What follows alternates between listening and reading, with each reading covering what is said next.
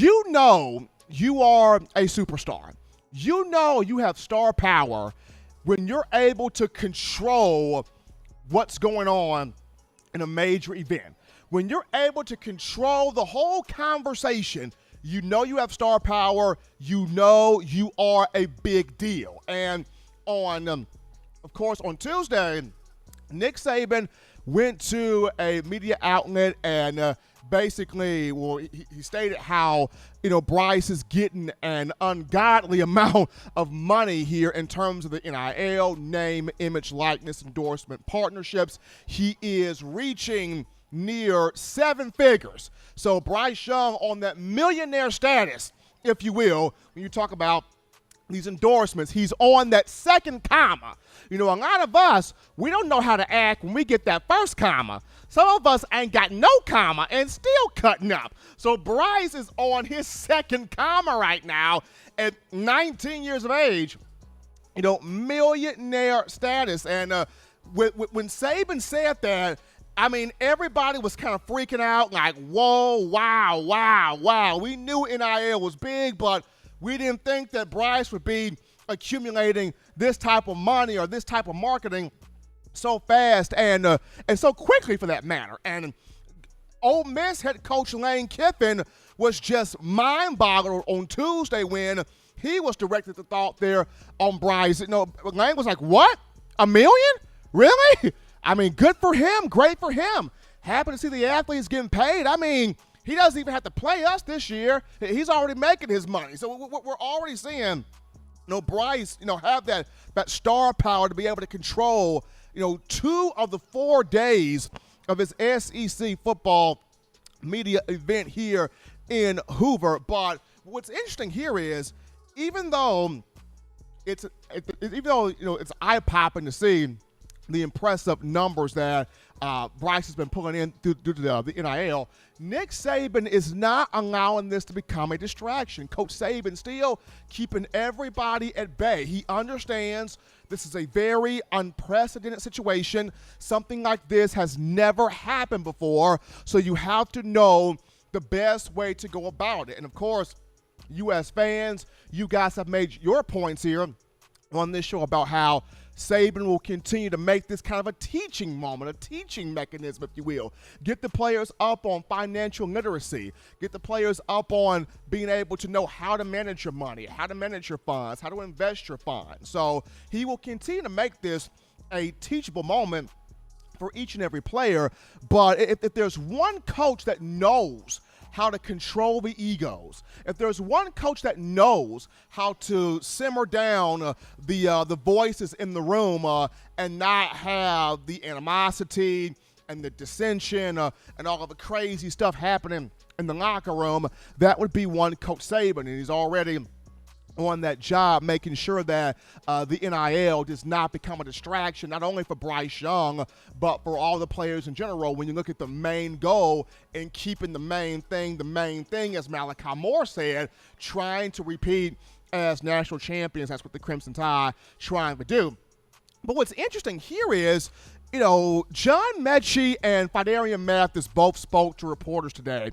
And both guys have talked about it. This has not been a distraction for Bryce. They both said we're proud of Bryce, we're happy for Bryce, we're supporting him and the NIL thing. But both of these two, Mathis and Mechie, said we're more excited about Young's leadership on the field this season. That's what's got us hyped. That's what got us intrigued. Mechie said, and quote, Bryce has when he mentioned in terms of Bryce, he has unlimited potential. He says Bryce has unlimited potential. He has really orchestrated the leadership role, or he has went about the leadership role really well at the quarterback position. But Arian Mathis saying the same thing. Really excited to see Bryce as a leader on the field in the upcoming season here for the Crimson Tide. So you're seeing the teammates thinking or understanding that the name, image, likeness not being a distraction with Bryce.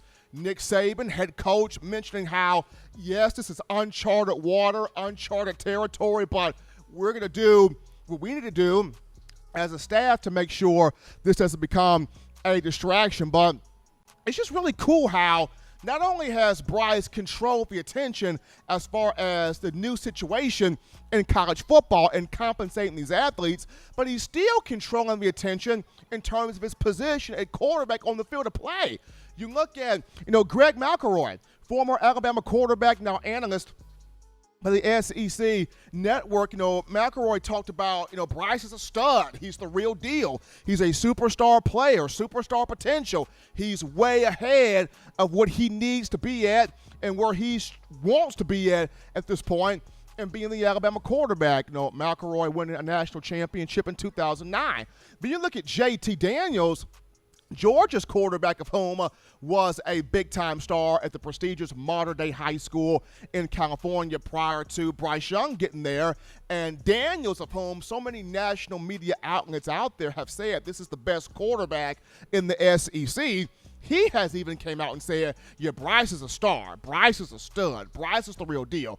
Bryce is a special player. So Young, not just, stopping people in traffic in terms of the NIL, but he's also stopping people in traffic in terms of his ability on the field as a quarterback and what he can potentially do here for the Crimson Tide. But despite all the cons, people like to look at the cons of NIL. I've even had conversations with family members that go, Steven, college football's the only thing that's real. The NFL's not real. If so-and-so and so-and-so ain't signing a big check, they holding out a training camp. They're being a drama queen. They're being a diva. The NFL's a money ploy. Same thing with the NBA, man.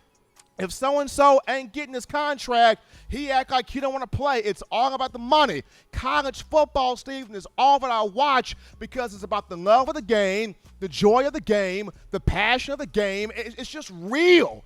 And if you pay these players, you're going to take the realness out of college football. You're going to take the main thing that we all enjoy away from the sport. And while I, for one, have been one for paying players, and I'm still holding to that sentiment of paying players, but I still understand the gist that you guys have as fans, the ones that are not for paying players. But I'm going to say this. As much as people look at this as a con, think of the biggest pro here. And I'm going to throw this to head coach Nick Saban. Think about this as the biggest pro. If you were an athlete at this point, would you rather go to the University of Timbuktu and hope to cash in on a couple of hundreds, or would you take your talents to Nick Saban at Alabama, where you're getting the best coaching, you're getting all of the television exposure, you're getting the best experience, you're going to have a shot to play in the NFL, more than likely possibly as a first-round pick, you're going to have a chance to compete for national championships, more than likely win those championships, and on top of that, with name, image, likeness, you're going to a school that's going to give you the best brand, best marketing, best notoriety. You're going to have a chance to maximize everything and get on that Bryce Young millie deal? What the heck you going to go to? Of course you're going to Alabama. You're not going to go to Timbuktu. You're going to take your butt right down to Tuscaloosa and cash in on this opportunity. And I feel like this opens up another avenue for Coach Saban to show even more why he's the best in college football. I mean, he's already done it enough with the championships, how he's been able to do on the recruiting trail year after year, and the players he's put in the NFL draft. And even though he loses coaches, he's able to bounce back with more coaches. But this right here, and even now he's starting to, own that transfer portal.